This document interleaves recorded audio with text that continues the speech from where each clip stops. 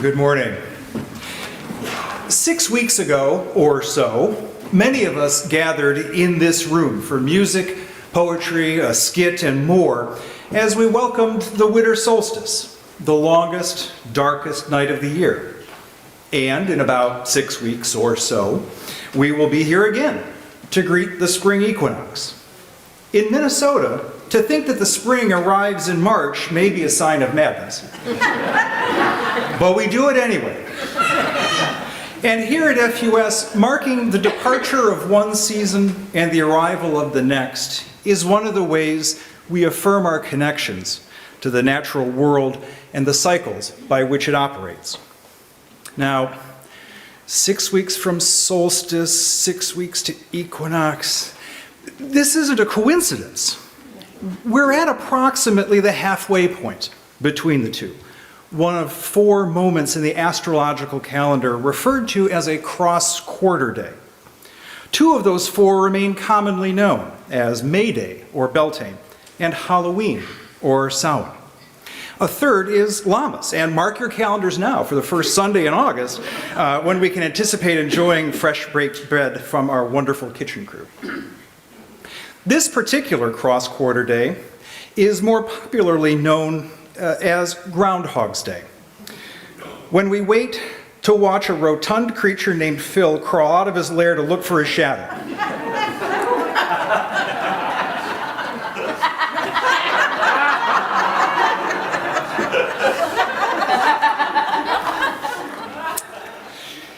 As sketchy a tradition as this is, it is really just the most recent iteration of people's observance of this seasonal halfway point over the course of centuries and millennia.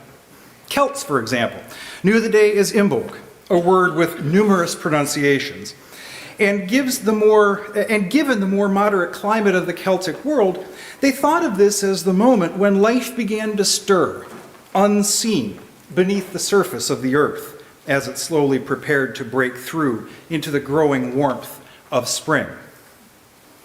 Unsurprisingly, many Imbolc celebrations include imagery involving seeds. Seeds which will in time give way to the buds and blossoms of spring, the lush growth of summer, and the harvests of the fall, before retreating back into the snow-scorched earth just to do it all over again.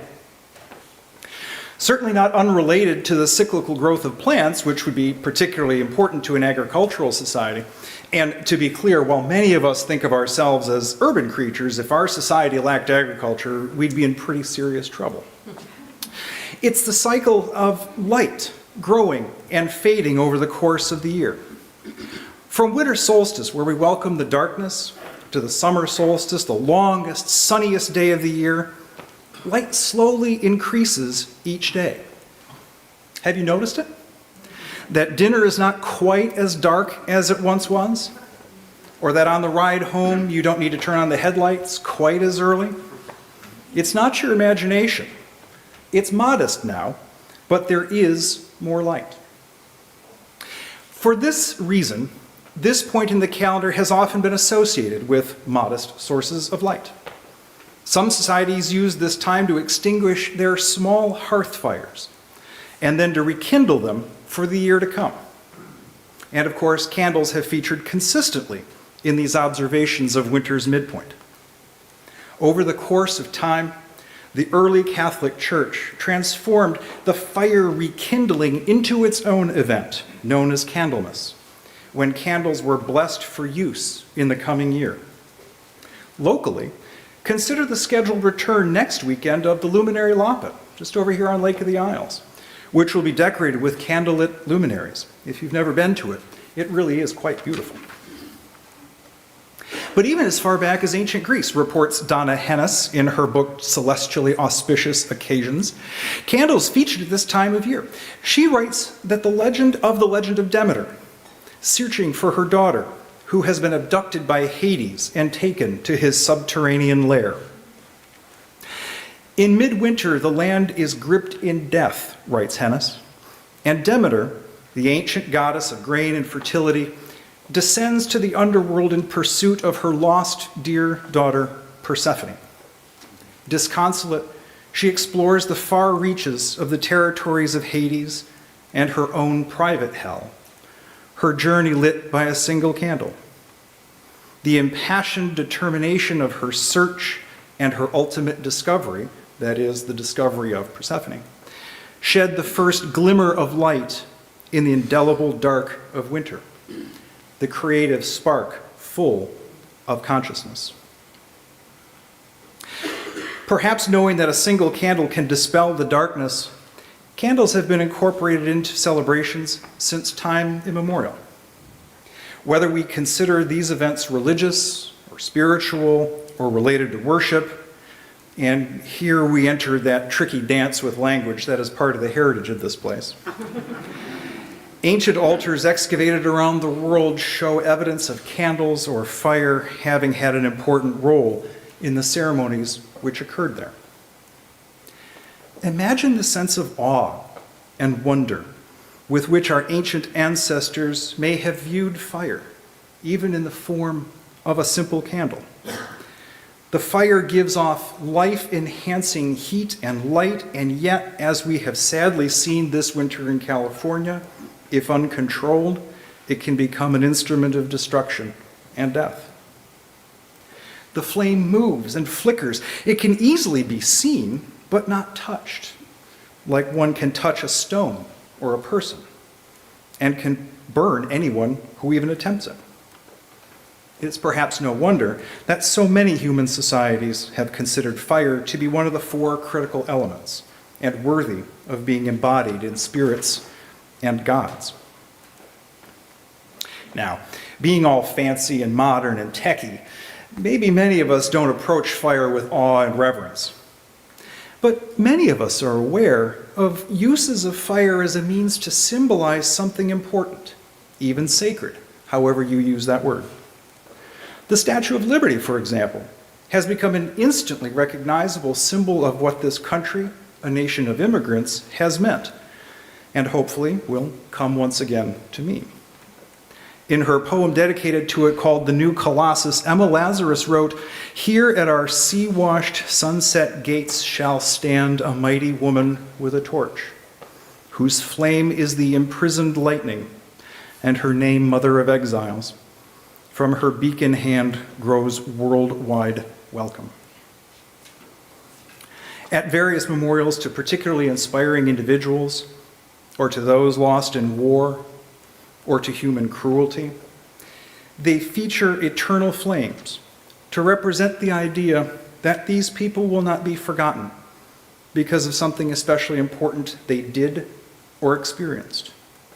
The flame can help convey a sense of the sacred. This symbolism of the candle is ancient and worldwide and is not restricted to any one tradition. I recall as a college student spending a few weeks bumming around Europe and making my way to Chartres Cathedral, which is southwest of Paris. I was deep in my firmly atheist, anti-religion phase. I'm still one of those. But felt I couldn't not go to see this famous building, which was, of course, unspeakably beautiful. The soaring ceilings, the stained glass, what was not to love about it? And off to the side, as I recall, was an area ablaze with the soft light of innumerable candles, lighted by visitors from all around the world, in honor of a departed loved one, perhaps, or to bear tangible witness to a hope or fear from deep within, or for kind fortune for themselves or another. Naturally, being a committed anti-religionist, not a Catholic, let alone a Christian, I turned up my nose at the whole thing. Lighting candles at the foot of the Virgin Mary, indeed. Such superstitious twaddle. I do it differently today, I think. This symbolism of the candle is ancient and worldwide and is not restricted to any one tradition. As our responsive reading this morning reminded us, there are certain forms and practices which are the ancient heritage of humanity. There is no reason we need to turn away from these practices, which humans have found evocative, even magical, throughout the ages, if we can adapt them to meet our more particular needs. To paraphrase Bob Geldof's lyric, I'd believe in something just enough to light a candle. Perhaps you would too. And so today, we mark this moment in the cycle of the seasons with our own candlelight celebration. Groundhog's Day may be about shadows, but you can't have a shadow without light somewhere. For many of us, we've been experiencing shadows for the past 2 weeks. But there is light somewhere, even now, on this dark Candlemas.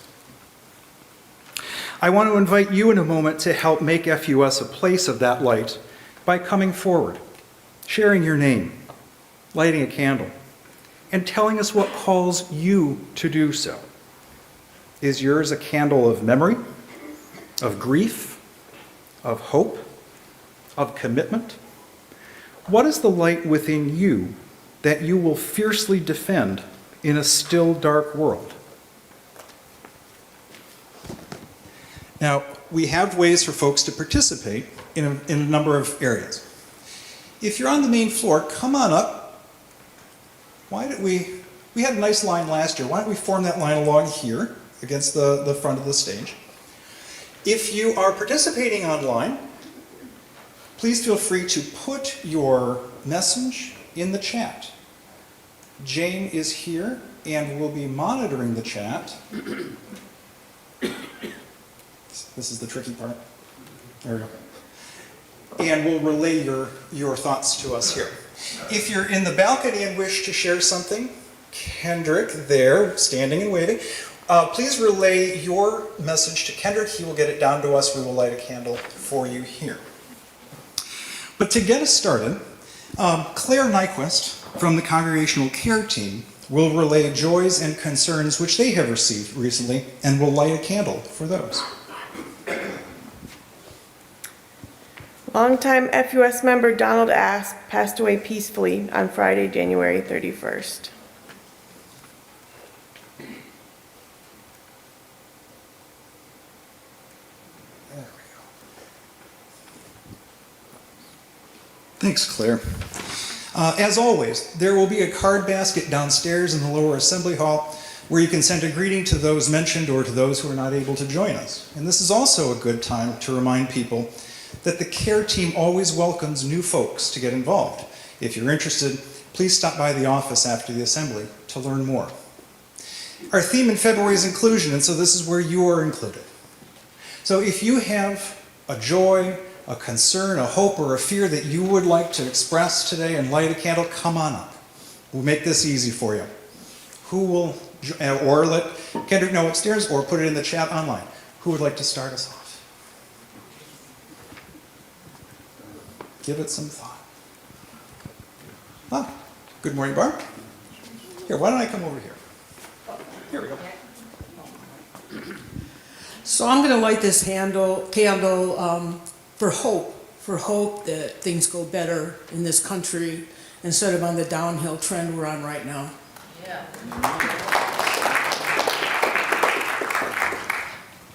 Excellent.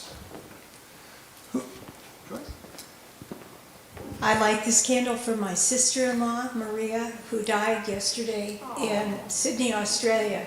Fortunately, her children were there with her. Thank you.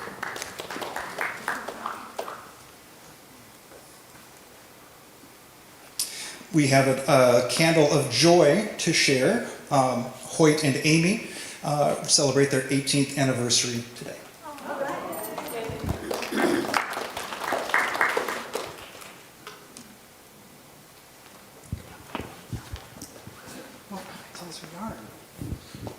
I'm Gwen. I moved from North Carolina, and I've been able to at least establish a wonderful community here and live a new life in this society. So that is my joy for this.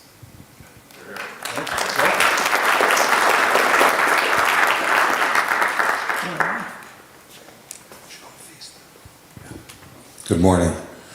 I light a candle for all my family and friends out in Southern California who've been dealing with the fires. They are all safe. No news is good news. And tomorrow I celebrate 39 years of sobriety.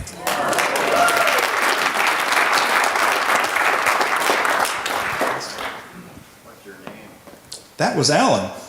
Yeah, that helps. Welcome. Hi, I'm Marcy Lessler, and I light a candle in the hopes that I can remain steadfast amidst all the chaos of the coming months and years.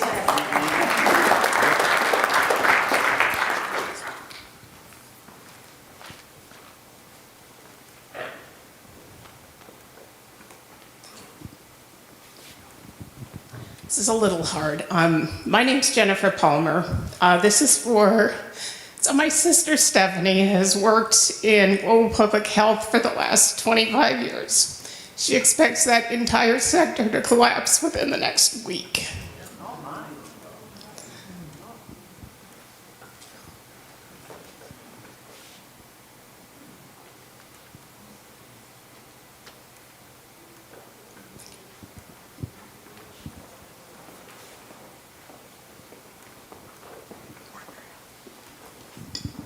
Marianne Lundquist.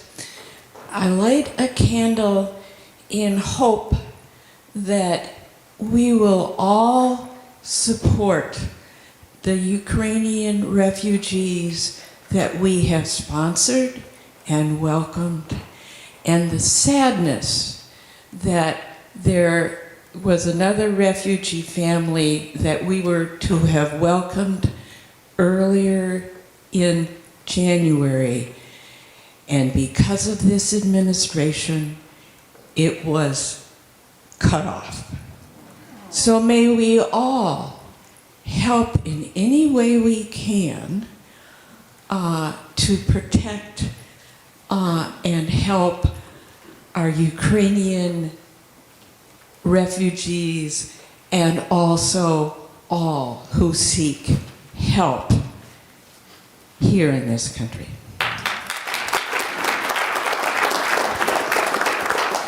As Marianne alluded to, there's a whole team of folks who were involved in that, and hats off to all of them.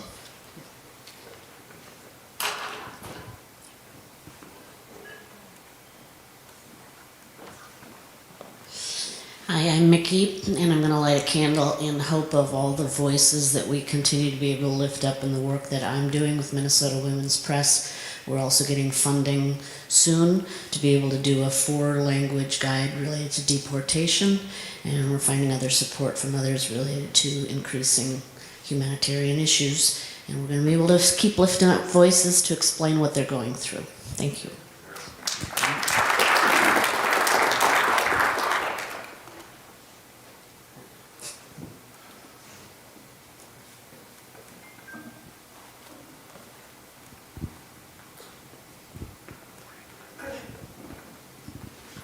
I'm Heather Martens, and I light this candle in love and hope and appreciation for the support and love we're going to need to give to each other to get through this incredibly difficult time.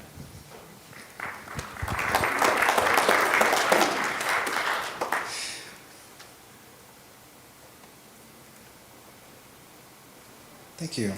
We have a joy in the balcony. Peter wants to express just joy. We need that right now.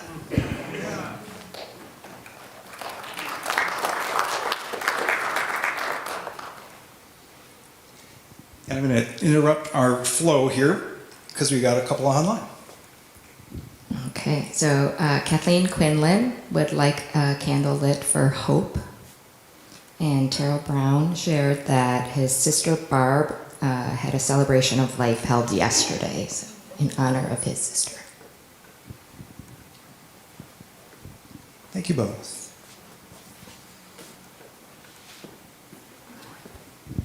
Justice Renee, I light a candle with joy because my and my community's trans joy cannot be snuffed out and will last forever.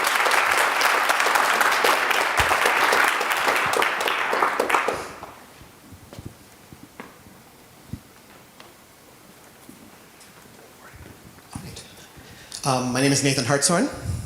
In a country in which Christian nationalism is swiftly gaining power and the ability to control and denude lives, I want to light a candle for the, quote, anti-religious impulse referenced earlier. The worthy impulse of Mark Twain and Albert Camus and Robert Greene Ingersoll and Julia Sweeney, and how that strain of thought provides a hope that humanity can overcome its dark fantasies.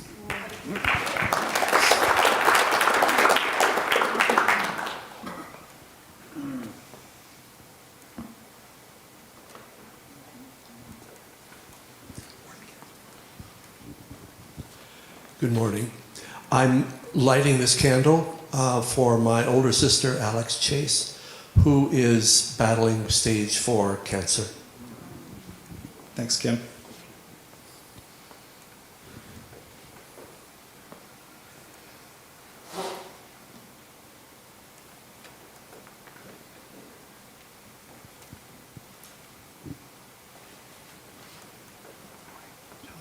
Yes. Hi, I'm Alex Dvorak. I'm a visitor here today. Thank you for having me. Hi, everybody. I know a couple people over here.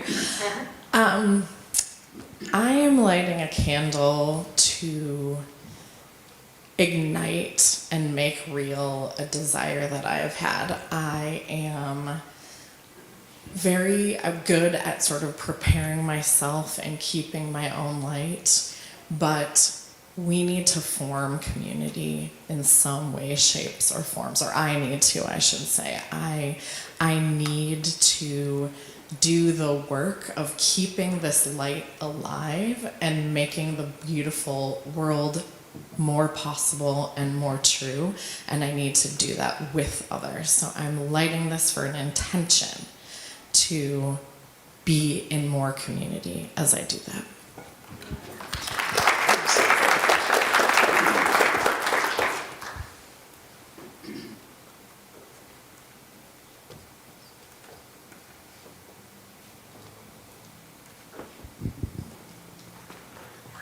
Hi, first time here, a little nervous, but I'd like to light a candle for, sorry, all of those impacted by the foreign aid freeze. So all my colleagues in international development who are losing their jobs in the US and internationally, and maybe myself, I hope that there's light somewhere for them and someone else to step in to protect their livelihoods and their well-being.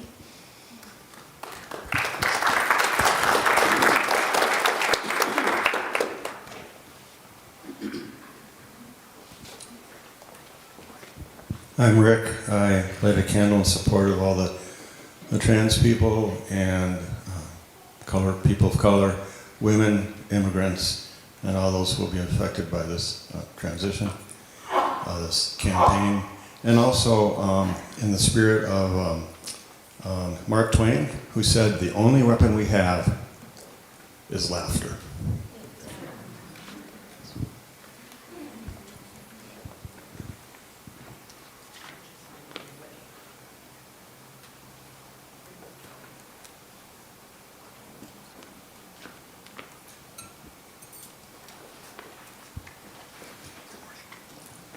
I'm Christina, this is my husband Victor, and we're lighting a candle for all of the immigrant families, for safety for their children. We know our children are mixed, obviously, children, and are kind of living in fear at the moment, and so lighting a candle just for safety for all of those affected.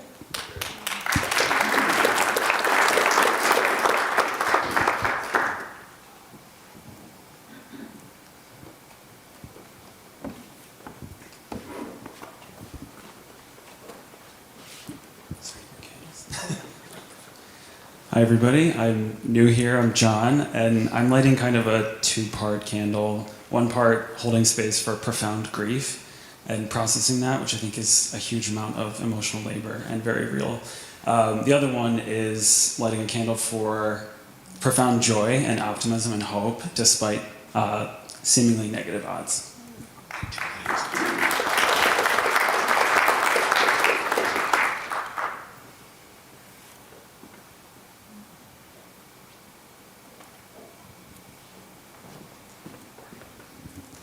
Hi, I'm Carly. I am relatively new here. I am lighting a candle for the high school robotics students that I mentor. They are fittingly in the middle of their season of building a robot, and every day they remind me that despite everything that's going around in the world, they are still committed to becoming better humans and better to each other and to other teams and to the community. And I hope to emulate some of that.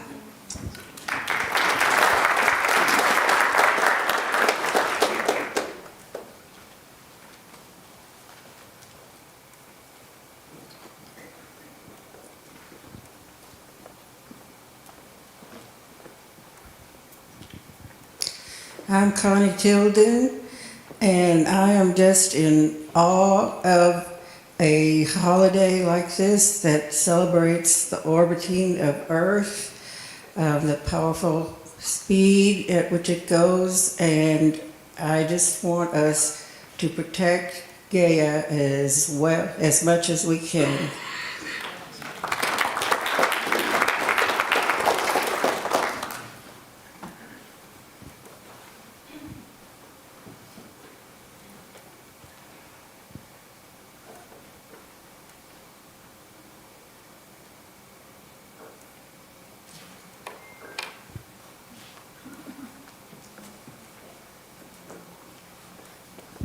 I am Tassie Bisers, and I light this candle for my son-in-law, Ian Kushner, and others who are suffering from long COVID. They feel like they're being forgotten already, so let's put the pressure on for more research.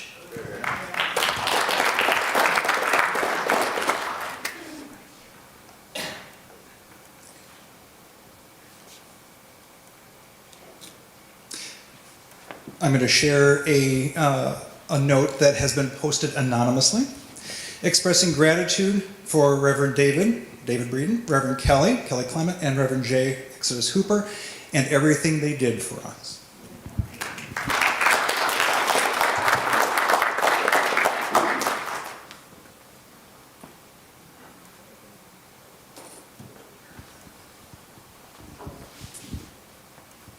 I'm Scott. I'm lighting a candle for my newest granddaughter. She's 6 weeks old. Her name is Joy.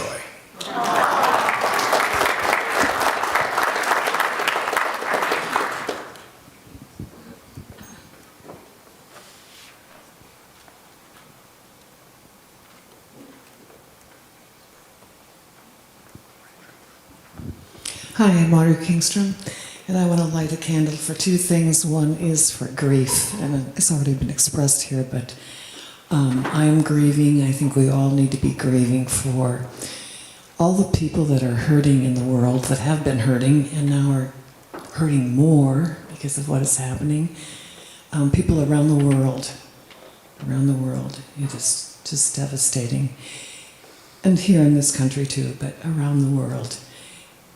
And I also want to light the candle as a candle of compassion, that value, that impulse might grow in all of us, and may we somehow, as a community, as individuals, spread that intention of compassion that we need so much right now in the world.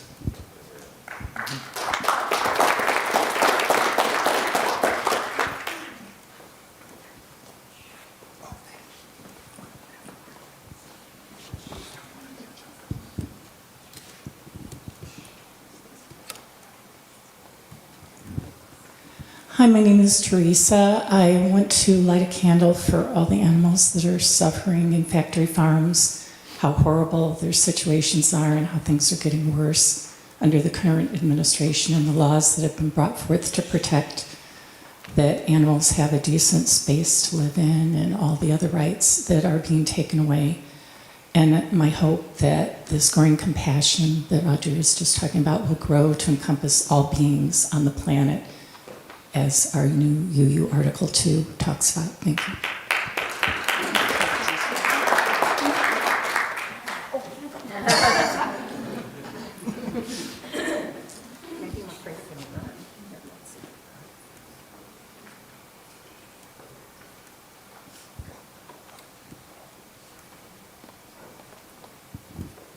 Hi, I'm Lisa, and I'm lighting a candle in memory and celebration of the lives of my mom, who passed 5 months ago, and my dad, who passed 42 years ago.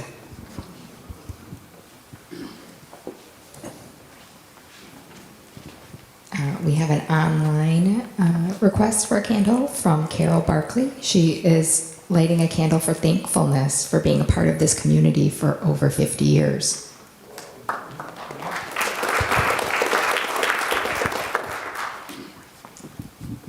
Hi, I'm Mark, and not to be too Pollyanna-ish about this, but I sat in a sea of joy last evening at a concert of 60s and 70s music. And for those of you who know how evocative and timeless that is, it was truly full of love and celebration as a counterbalance to all the dark and dreary and hopelessness that we might feel waves of in the now.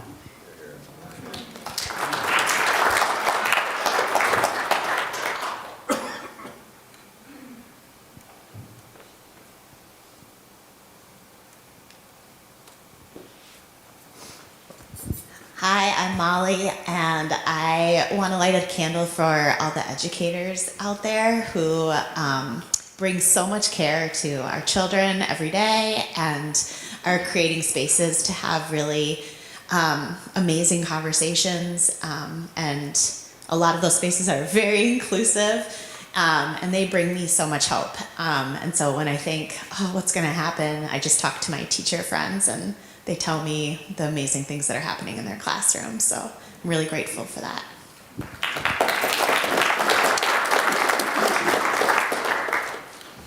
Any final participation this morning? Either balcony? Oh, yes, excellent. All right. Come on down. Good morning. My name is Bill. I'd like to light a candle of gratitude. I'm grateful that I woke up this morning, and I'm not kidding, and saw the sun, another sunrise. And I'm grateful that I am able to spend time with all of you. And I'm grateful that I have a loving family who I get to see every day.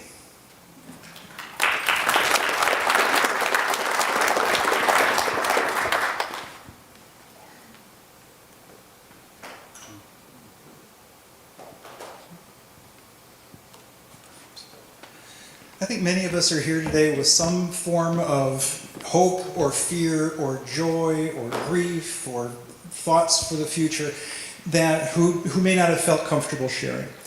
And that's fine. I want to light this final candle in honor of all of those that weren't shared with us yet this morning, and to hold all of those in our thoughts. Having lighted our candles to represent the energy we hold or seek, let's take a moment of silence to reflect on what we've heard here today and the ways that this light manifests itself in our lives and in the lives of this community.